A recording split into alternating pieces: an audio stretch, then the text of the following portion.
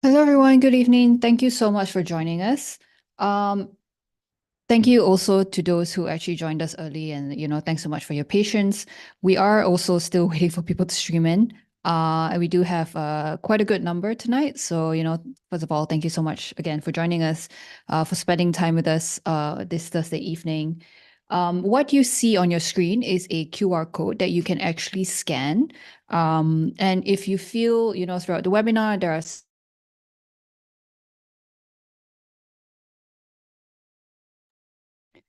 Okay, good evening, everyone. Thank you so much for joining us, and thanks so much for your patience. For those who joined us early, we really, really appreciate you spending your Thursday evening with us. What you see on your screen is actually the QR code that you can scan to speak to our client engagement team. So if anytime during the webinar you feel like you would like clarification on some of the perhaps concepts that I shared tonight, if you want to know a little bit more about the products and how you can actually invest or start investing, feel free to reach out to our team, leave your details, and we will actually get back to you. But that is not what's going to happen tonight. So tonight, the main the main juice that we're here for today is Mastering Your Finances webinar series. So welcome actually to the first installment. We did do this series last year. We had great feedback from the viewers, so we brought it back this year. Once again, thank you so much for joining us tonight. We're live on two platforms. We're live on Zoom as well as YouTube. My name is May. I am part of the client experience team at Stashaway, and it's really nice to virtually meet everyone. Now, if you're here, it's likely that you are interested to learn more about personal finance. And the goal of this series is really to share a little more about personal finance and hopefully give each one of you here more knowledge. And if you have not already started looking and planning your own finance, the confidence to start and take the first step toward doing so. So before we start, just a little bit of housekeeping. As I mentioned, we're live on two platforms, Zoom as well as YouTube. If at any point in time you have any questions, if you're on Zoom, please use the Q&A chat function, the Q&A function button that you see at the bottom of your screen. If you're on YouTube, there is a chat function on YouTube, so feel free to use that. I do have some colleagues helping me in the background. They'll also try their best to answer any questions that you may have. And I will also take any remaining questions at the end of the webinar. Hopefully, we'll be able to answer everything. But otherwise, as I mentioned, earlier on, there was a QR code, which I will share again later. You can actually book an appointment with our team, and we will actually be able to also give you a more personalized conversation from there. So today's webinar is all about building a financial roadmap. So I will be running through some core beginner concepts, and by the end of today's webinar, you should have an idea of what it means to start on this journey toward achieving your financial goals. We'll also look at what are some of the steps you can take toward to grow toward that goal. Sorry, excuse me. Now, before we move to the main event, this is just a short introduction of Stashaway. For those who may not know who we are, have not heard of us, we are a wealth management platform. We started in Singapore, where we were the first of its kind, and since then we have expanded across 4 other geographies. This includes Malaysia, the UAE, Hong Kong, as well as Thailand. We are licensed in 5 different jurisdictions, and we're backed by some of the biggest investors in the world, including Sequoia, Fidelity, as well as Hamilton Lane. Over the years, we've also collected multiple accolades, with the most recent being named one of the high growth companies in Asia Pac by Financial Times, as well as being one of CNBC's top 200 global fintech companies. Before that said, moving on. So over the years, with our launches across different jurisdictions, we have also launched multiple products across our platforms for our users. So here is a high-level overview of what is available for our users on the Singapore platform. Hopefully after the webinar series or even after today, if you're not already a user, you will take the first step to explore and deposit maybe your first $10 or even $100 into one of these. If you feel like you need more help understanding our products or figuring out which products are more suited for which goals, feel free to reach out to our team at support@stashaway.com. Once again, we are available at support@stashaway.com. So moving on, we will be splitting today's webinar into 4 parts. So we'll start with an introduction to personal finance. Then we'll walk through some concepts for you to learn and to assess your current financial situation. Then we'll talk about what SMART goals are. And lastly, as a prelude to the next webinar next week, we'll have a brief introduction into investing. So throughout the webinar, again, if anyone has any questions, whether about the platform or any of the topics that I'm actually sharing tonight, please feel free to use the Q&A function button. If you're on Zoom, if you're on YouTube, please feel free to use the chat box. My colleagues are on hand to help answer any questions that you may have, and I will get to the rest of the questions at the end of today's presentation. Before I begin, I do want to share that I would like to make tonight's session as interactive as possible. So I will be asking some questions. Please feel free to use the chat box function, not the Q&A, but the chat box function on Zoom as well as YouTube to answer some questions that I may have for the audience tonight. An example is this. So before we begin, I just want to take a moment to understand everyone, the audience here tonight, right? So on a scale of 1 to 10, with 1 being the least confident, you feel very unsure, you lack confidence when it comes to managing your personal finances, and 10 being the most confident, you're super confident in your ability to manage your personal finances, you have a strong understanding of the concepts, you have a well-defined financial plan, and you feel comfortable making financial decisions. How would you actually rate your confidence in understanding what personal finance is? So again, if you could just post your answers in the chat box, that would be great. So I'll just give it a couple of minutes and let's see what people are saying. Okay, we have a few people actually writing in now. We have some 3s, we have some 7s, we have some 6s.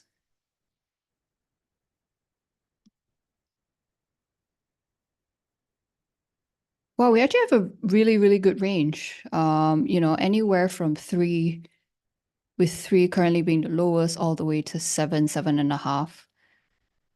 Yeah, this is actually really good. I really appreciate you guys sharing. It's also great so that we also get to know everyone who are joining us tonight. Very nice. Okay. All right, so just keep this number in mind, and then we'll check in again at the end of the webinar. If you're currently at a 3, hopefully it'll be higher. If you're at 7, maybe it's a 10, who knows? So first part tonight, which is an introduction to personal finance. So by the end of this first part, we're hoping that you'll be able to understand the importance of personal finance as well as setting goals. So the one key to personal finance and the first concept we need to get comfortable with is financial planning. Now, financial planning is the process of meeting your life goals through a systematic and disciplined arrangement of your personal finances. Big sentence, a lot of words, I know, but let's break this down into a few keywords that you need to remember to make sense of this. So first things first, financial planning is the process. Now, financial planning is not a one-time event, but an ongoing process. So it involves a series of steps and actions that you take over time to manage your money effectively. The second part, meeting your life goals. Now, financial planning isn't just for the sake of managing money. It's about using your finances as a tool to achieve the various goals and aspirations that you have in life. This could be for retirement, buying a house, buying a car, your kids' education, things along those lines, through a systematic and disciplined arrangement. So what does systematic actually mean? This means a structured and organized approach. It's about creating a roadmap that guides your financial decisions and actions in a fairly methodical manner. Now, the word discipline, scary word, but it is a key element of financial planning. So it does require you sticking to your financial plan, even when you're faced with any sort of temptation or unexpected expenses. So a good example is if you had, say, for example, initially planned to set aside $1,000 a month toward your savings and investments, but unfortunately there was some unplanned expenses that ate into that $1,000, and now you only have 500. That's okay. You should still set that aside because the most important thing is that you don't stop. Do not break the habit. So here is a real life financial planning example. We have Mark. He is currently 32 years old. He is married with 2 kids, and he's planning a home purchase in 8 years. He would also like to allow his children the choice of choosing where they'd like to study. And, eventually he would like to retire at 65. And as morbid as it sounds, he does need to plan to ensure that his family remains financially secure in the event of his passing. Now, based on this data, we can see that he currently is at an age where he has important milestones in life. that require some form of planning. So he has a young family, so expenses will be considerably high, especially since he wants to give his children the freedom to choose where they like to study. He needs to also be able to support his lifestyle when he eventually retires. And he needs to ensure that he is prepared in the unfortunate event of his passing so that the burden on his family is not too heavy. So having clearly laid out the milestones and events that are priorities to him, it shows him a clearer picture of what he is working towards, and this then allows him to create a more structured plan to get to these destinations. Now, let's look at financial goals. Again, just a question to the floor. What are some of the financial goals that you are currently prioritizing at the moment? Again, please feel free to use the chat function. So let me just give it, a couple of seconds to see what people have to say.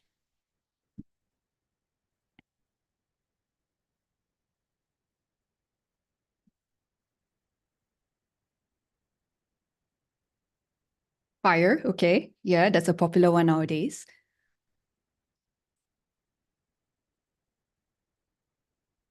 Emergency fund, being financially independent, further studies, kids' education. Yeah. So we are seeing, a few different goals coming in. It's good. It's a good first step. Knowing your goals is extremely important so that the idea and concept of saving and investing does not feel like a chore. It feels like something that can actually get you toward your goals. All right. So here's an idea of priorities. First, which I actually don't see in the chat, which is great. It is extremely crucial that you pay off any sort of high interest debt. So now when we talk about high interest debt, this is anything that has significantly higher interest rates compared to loans that we're familiar with, like a mortgage, a car loan, or student loans. So an example of a high interest debt is actually credit card debt, which is interest charged on the outstanding overdue amount that you have on your card. So say, for example, you made a purchase of $5,000 on your credit card, and unfortunately, due to circumstance, you can only settle $1,000 this month. This means that you have an outstanding of $4,000 on the card. Now you will be charged you will be charged an interest on this $4,000. And this interest actually carries every month in addition to your outstanding amount until you settle it in full. Now, without naming any banks, a quick search on the internet actually showed me that the current highest credit card interest rate in Singapore is 28%. So this means that there is a card provider out there that charges the consumer 28% on any unpaid debt. Now, that is actually a huge amount, and this compounds month over month until your debt is actually paid off. So the one thing to remember is that if you are unable to pay up your credit card debt in full every month, this potentially means that you are spending beyond your means. So it's time to take a step back and reevaluate your expenditures. Now, going back to the main topic, this is why it's important to first settle out loans like this, as high interest debts can actually grow rapidly due to the compounding effect. Now, this eventually will leave them unmanageable after a while, and it could then definitely cause a lot of mental stress on the individual. Now, the next thing you should start to do is build your safety net. Now, safety net is for where you currently are in this stage of life for financial security and stability in the event of any unexpected financial hardships. Now, an emergency fund is a safety net, and it's typically anywhere from 3 to 6 months of essential living expenses that helps avoid you going into debt in the event of an emergency. Beyond an emergency fund, having other savings and investments can also serve as a financial safety net. So investments can obviously provide additional income or liquidity in case of emergencies or financial goals. Now, you can take a look, you can then look at your retirement savings, So this will be any sort of long-term planning. So you start by, assessing your current assets. Current assets include your savings, investments like SRS, for example, for those who have CPF, your CPF balances, and then you create a budget where you allocate a certain amount of your income toward retirement. So if you're investing, consider investing in low-cost diversified investment options, such as exchange-traded funds, or ETFs for short, and diversify your investments to manage risks, and keep in mind to regularly review and adjust your plan based on changes in your own financial situation, goals, as well as economic conditions. Then next, what you can do is you can focus on your other goals. Now, this is anything from potential travel plans to perhaps buying a new pair of shoe or electronic item that you've been eyeing. I know it's extremely important to save for your future, but it doesn't mean that you should neglect certain joys in life. As we went through earlier, one of the key area is being disciplined. So if you plan to set aside, say, $1,000 every month, but you only have 500 this month to set aside into your investment account, all is not lost. Continue to put that aside, put that into whatever you had originally planned to invest in. Once again, the most important thing for you to do is not stop. Do not break the habit. Okay, so now that we've got the basic understanding of prioritizing goals and financial planning, how do we assess your financial situation? So what does this mean? So we'll be looking at a few things. First of all, we'll be looking at your net worth, general cash flow as an individual, and then looking at some financial strengths as well as weaknesses. Now, one of the very basic financial statement is an individual's balance sheet.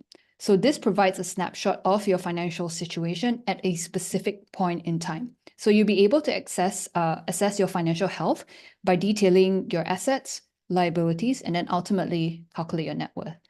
So the first step is for us to take inventory of all our financial assets and liabilities. Before we begin, if you could just share in the chat, what are some items that you currently have that you deem to be assets as well as liabilities? Anything in general, whatever comes to your mind first.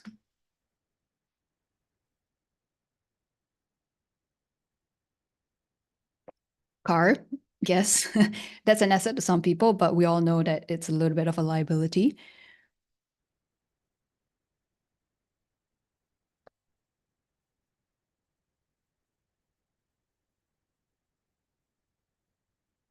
Stocks, cash, okay. That's probably part of your asset pool. Property assets. Very nice. Okay, awesome. So we do have some of the more commonly known assets to men. Let's now break it down further into what are some other assets and liabilities out there, right? So first of all, the definition of assets. So assets are essentially everything an individual owns that holds value and can be converted into cash. Liabilities represent any sort of financial obligations or debts. So essentially amounts owed. So let's look at some examples. So under assets, you have your cash, your stocks, your bonds, your mutual funds, perhaps your stash away investment. Under liabilities, we have the usual suspects, cars, credit cards, if you have any personal loans, any housing loans, any tax that you have not paid yet. After you tally up your assets and your liabilities, then you can actually calculate what we call your net worth. So the difference between an individual's total assets and liabilities is your net worth. So this actually represents an individual's wealth or the equity that they have in their financial life. So a positive net worth indicates that your assets exceed your debts, and a negative net worth basically means that your debts outweigh your assets. Now, why is a personal balance sheet a valuable financial planning tool? First of all, it provides an overview of your financial situation. Secondly, it does help you assess your current financial health, which then helps you to set financial goals and track your progress towards these goals. It can also help you make any sort of informed decisions about budgeting, about your savings, about investing, and most importantly, about managing your debt. Next, personal finance statement is an income statement. So this functions like a personal budget where you track any sort of income or expense over a specific period of time. Now, it's generally tracked over a monthly basis. So you will look at detailed breakdowns of income sources and various expense categories to really help you understand your financial situation. And it also helps you manage your finances more effectively. So here are some key components of a personal income statement. So first, we have your income sources. So the usual one for most of us is our monthly salary. Then we have other sort of passive income, like perhaps any sort of dividend that you may have from investments. Or if you own, properties, these can perhaps also be your rental income. Some people do have side hustles, and this is also a category that can be considered if you do freelance work outside of your usual 9 to 5. Now, we'll move on to expenses. So there are various categories of this, but here are some of the more common ones. Housing. So this is, your rent or any sort of mortgage you may have. Food will be groceries, if you like to dine out, any sort of general food related expenses. Transportation covers any expenses from using public transport or perhaps a car loan that you're currently paying off. Utilities, fairly straightforward. Bills, phone, electricity, water, internet. Entertainment is when you go to the movies, for example, spend it on your hobbies or you travel. Debt payments are related to payments on loans, so credit card debt, or any other forms of debt. Now, the one thing that I would actually highly encourage everyone to do is to really track your spending. I think that also offers you a really good look into what your monthly expenditure and what your monthly financial assets and liabilities sort of look like. In today's modern day and age, you can just download an app off the internet. There are a lot of free apps out there. Make sure to track your expenses. So at least at the end of every month, you can also have a rough idea of what you're actually spending excessively on, perhaps, and what you can potentially, cut back on, that won't actually affect your lifestyle too much. Now let's look at what we define as financial strengths as well as financial weaknesses. So identifying these strengths and weaknesses are essential for effective financial planning and management. So this would also give you an idea of your financial attributes, behavior, or situation that contributes to your overall financial health, and what are some of the potential challenges or blockers stopping you from reaching your goals. Now, as listed here, strengths are a stable income, where it means that you know when there will be money coming in, it's the same time every month, and you're sure of what amount that will be. Now, this stability definitely helps with ensuring that you can meet commitments. Next is your emergency fund, which is when you have, a few months of living expenses available and accessible in event of any sort of financial setback. Low debt means the current debt that you have is manageable, and most importantly, that it is a low interest debt. Accumulating any sort of savings or investments, such as retirement accounts, stocks, bonds, real estate, indicates a commitment to long-term financial security and your personal wealth building, of course. And being able to budget effectively, control your spending, and live within your means is a significant financial strength that honestly a lot of people take for granted, and one that is also, in my opinion, extremely underrated. Let's move on to some of the weaknesses. So first on the list, we have irregular income. Now, the reason that this is classified as a weakness is because irregular or unpredictable income can definitely create financial instability and make it challenging for an individual to meet your financial obligations. If your income is irregular, it's definitely trickier to plan, and your outstanding commitments could be affected should there be a disruption in your income stream. High interest debt is an obvious one. We spoke about that extensively earlier on. And generally in the long run, high interest debts will be a burden because it will compound and add up, leading to potential difficulties in eventually paying them off. No emergency funds and no retirement savings are pretty self-explanatory, and you'll actually be surprised at how many people actually don't have emergency funds and retirement savings. So, if you're one of them, hopefully after tonight, you have more of a sense and guidance as to why you actually should start having a retirement saving. If you're not already setting aside funds on a monthly basis toward your savings or retirement, it can also affect your financial planning in the long run. So it will actually leave you vulnerable to any sort of unexpected expenses. Now, let's put the two concepts of balance sheet and income statement together now, first to ascertain our own individual financial position. Perhaps later today, tomorrow, or this weekend, which is in 2 days. While this is still fresh in your mind, sit down, gather information on your own personal financial health. Do remember, though, that everybody's circumstance is different. So never compare your own financial health to someone else. Next, look at what your assets and liabilities are. Create a budget of how much you need for expenses like loans, or something that you need to prioritize, or basic expenses that you have to actually shell out every month. Then look at how much you can actually feasibly set aside every month toward your emergency and retirement fund. The next thing you can do is then also estimate your net worth. So then this gives you a good idea of where you are and perhaps what you need to get to where you want to be. Here is also a little action plan for you to take note to get toward good financial health. So I'll just leave this here for like 5-10 seconds if anyone would like to take a photograph of this. First thing is obviously remember to review your budget. Second thing is to prioritize paying any sort of high interest debts that you may have. The third thing is build your savings. The fourth is invest regularly. So if you remember what I said at the start, if you had planned to set aside a certain amount of cash, but you had to shell out more expenses this month because of unforeseen circumstances. So instead of the initial $1,000 that you had set aside, you can only invest, say, 500 this month. That's okay. Put that 500 into your investment account. Don't stop. Do not break the habit. All right, let me just do a quick time check. Okay, so we're running well. Next, let's look at our second last module for tonight. So I do hope that everyone is still with me. Tonight, what we're also going to be looking at is understanding what a SMART financial goal is. Now, SMART is an acronym for specific, measurable, achievable, relevant, and time-bound. What is the excuse me. So let's run through the SMART concept one by one. S, which I mentioned, means specific, means that your goal should be clear and well-defined. So for example, instead of just saving money, it can be save $5,000 for a down payment on a house. So something extremely specific like that. M is measurable, which means that the goals should have a measurable criteria for tracking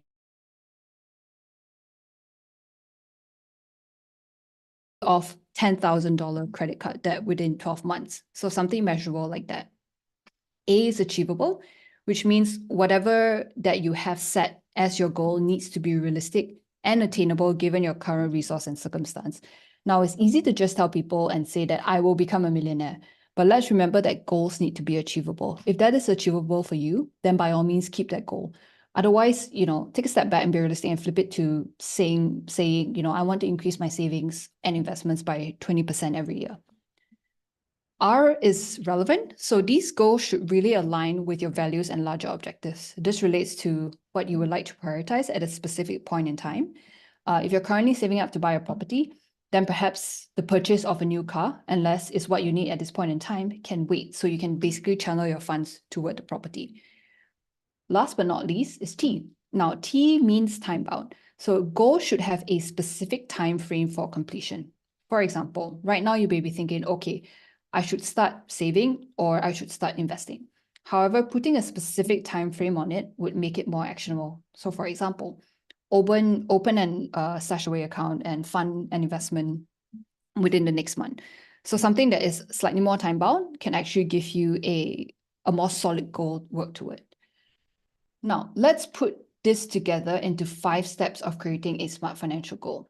So the first thing is obviously identify your goal, specific. Second thing is quantify and measure your goal. So make it measurable. The third thing is make it achievable. So ensure that your goal is realistic. The fourth thing is relevant. So align your goal with your values. And the fifth is ensure that it's time bound. So that means set the deadline for achieving this goal. Now, why is setting SMART goals so important?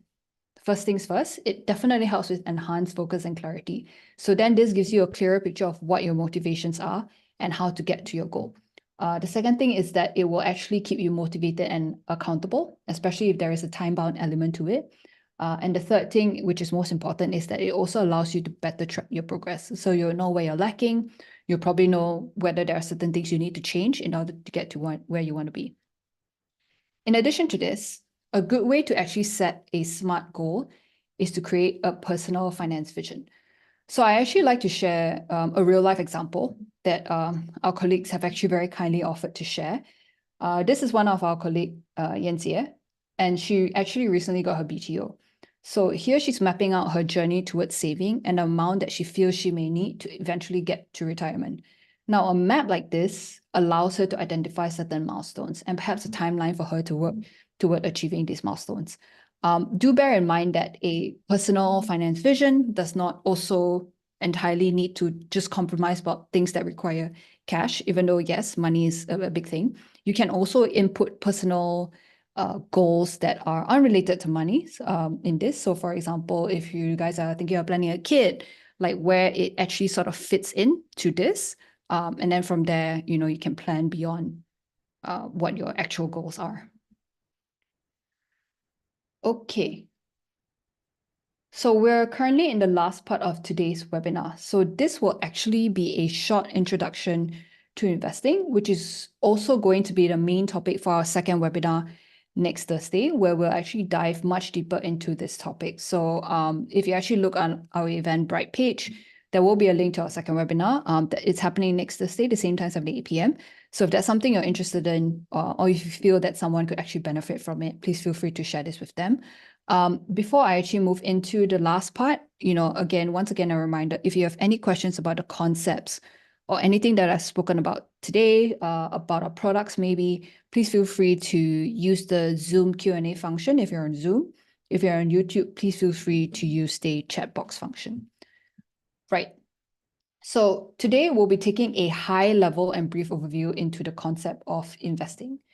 Now, as one approaches retirement, which is undoubtedly one of the most expensive endeavor of our life, where will the money to maintain the lifestyle you'd like to live come from? So that's our pension plan, which is CPF, or any sort of retirement schemes like SRS that can be withdrawn from. If you currently have real estate, you would potentially have rental income that you can also use as part of your retirement funding.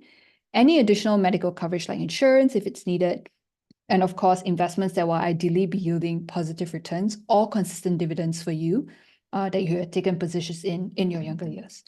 Now, for today, I'll be touching very briefly on the investment element here. There are various asset classes, of which I won't go into detail today, that one can explore investing for the longer term.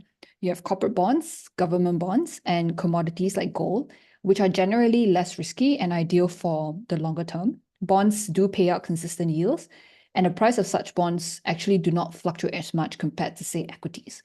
Commodities like gold is traditionally seen as a safe investment and a hedge against inflation.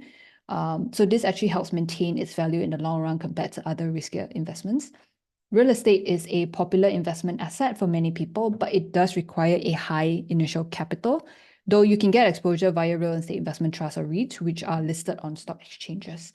REITs actually pay out consistent dividend yield and are extremely important amongst investors who want exposure to real estate without actually needing to shell out large capital for a property.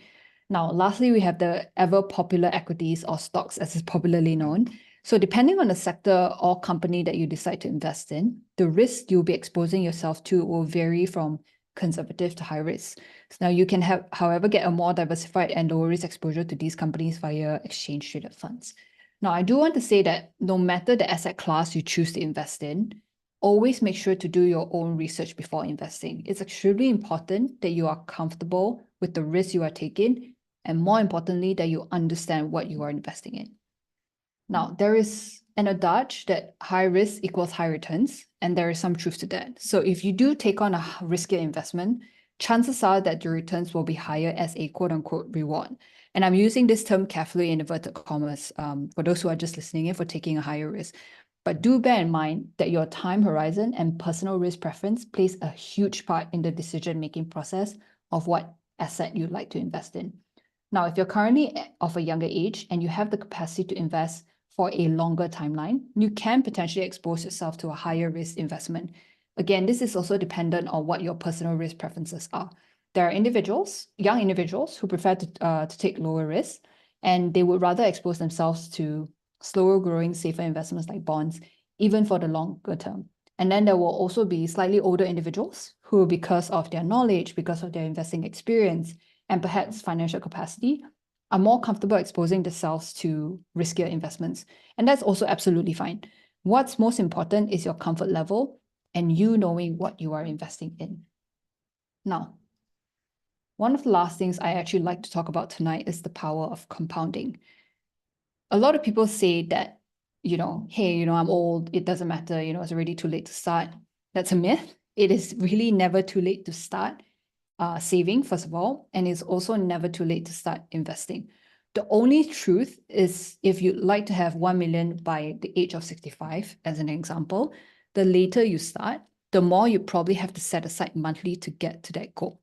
Now, if you start younger at 25 years old, assuming, the everything you see here, the investment gives you a 6% return per annum, you'd only need to set aside about $470 a month.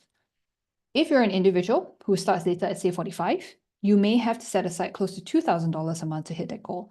So again, we can get to that goal. It's never too late to start.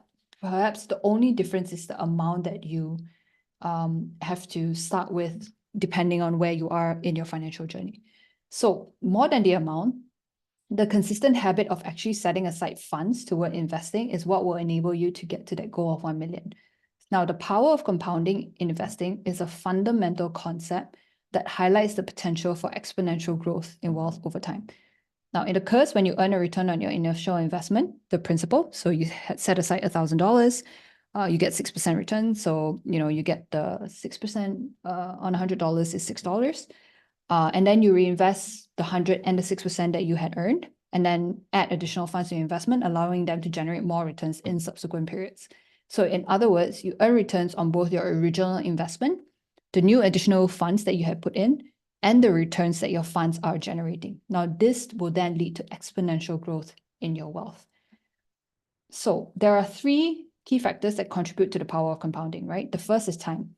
The longer your money is invested in compounding, the more significant the growth. This is why starting to invest early is beneficial. But again, it is never too late to start. Rate of return. Now, the higher the rate of return on your investments, the more likely it will lead to faster wealth accumulation through compounding. The third thing is consistency. Now, regularly contributing to your investments and consistently reinvesting returns can definitely maximize the effect of compounding. So as an example, the graph that you see here on your screen is the difference between two investing products, right? They both perhaps they started at the same time. They also both put in the same amount of money regularly, but the difference is the rate of return. So as you can see, the delta between both of it is actually quite different. But ultimately, at the end of the day, it really depends on your individual risk profile. No, there is no one size fits all when it comes to investing. It's really a one size fits one. So ultimately, at the end of the day, please make sure that you're comfortable with what you're investing in. Please make sure that you understand what you're investing in. And at the same time, if you feel that, taking an exposure in a specific equity or a specific stock is too scary for you, don't do it. There are other ways for you to actually grow your cash. You can look at bonds, you can look at money market funds. At the end of the day, I think the message that we really want to get across is, start the habit of investing. Honestly, opening an account, getting the first step in, putting your first dollar, your first $10, the first $100, that is already half the battle won. Now, before we actually end the webinar tonight, I would like to share this quote from Albert Einstein about compounding. He's quoted as saying, "Compound interest is the eighth wonder of the world. He who understands it earns it. He who doesn't pays it." And before we actually end, I do hope that you had taken away some knowledge from tonight's session. I'd like to revisit the scale from earlier to just understand if there's been an improvement in your confidence. Remember that building confidence and building a strong foundation takes time and continuous education. If you were at the lower end of the scale at the beginning, you won't be at a 10 overnight. It's a journey, and we're right here on this journey for you. So yeah, if you could just share if this webinar has actually been helpful for you. We would actually really, really like to hear any sort of feedback that you may have. There will be a feedback form sent to you after this webinar. Once again, if there are any questions, please feel free to post them in the Q&A chat. If you are on Zoom, if you're on YouTube, please feel free to use the chat box. Also, as a treat, for those who have joined us tonight, if you scan this and you're currently a client, or if you're not even a client, if you're a new client, we will actually be offering you we're offering to manage your next 50,000 deposit for free for the next 6 months. This doesn't mean that you have to put in $50,000 today. It can be accumulated over the next couple of months. I think what we really want to get through to everyone tonight is that if you have not started to start, if you had always been too scared to start, just take that first step to put in your first 10, 100. I think the best education is actually doing it versus, just someone sitting here telling you what to do, really. And also at the same time, if you feel like you're not ready or you have further questions, again, as I mentioned early on in the webinar, the client engagement team at Stashaway is here for you to help you sort of make sense of your financial goals, to kind of talk you through what I had shared in this webinar. If you have further questions that, you're too shy to ask in public, our team is more than happy to actually have a more private conversation with you to really understand where you are in life, how we can potentially help you at Stashaway. So I will just give it one more minute to see if there are any questions from the audience.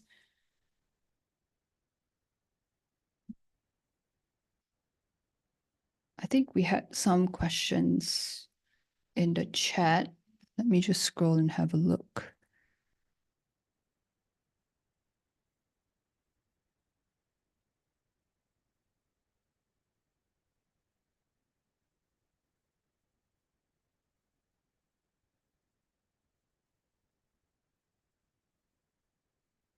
Okay, we did have one question, which I think is also sort of relevant to perhaps everyone here from one of our audience. She does ask, like, would you still say it's better to invest than not invest when cash is low? For example, you can invest a bigger portion later. Yeah, first of all, thanks for that question. And I think it's also a question that we do get asked a lot by a lot of Stashaway clients. At the end of the day, as my colleague has also responded to her, it's extremely important that you make sure you have enough funds to cover your daily expenses first.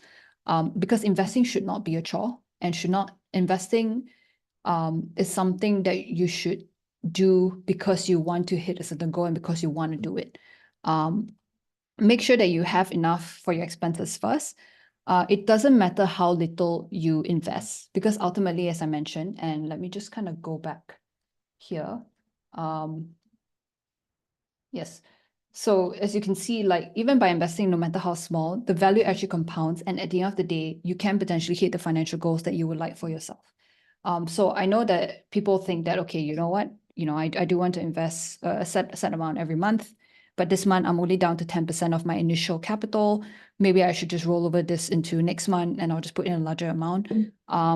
I mean, that's probably something that we all have the habit of doing, but ultimately, that is akin to almost timing the market. But the more important thing for you to do is actually to dollar cost average your way into the market, just to ensure that you don't miss out on any potential market swing ups. And also just to ensure that there's an opportunity cost for you to just hold that cash. I think that's the one thing that you should always remember.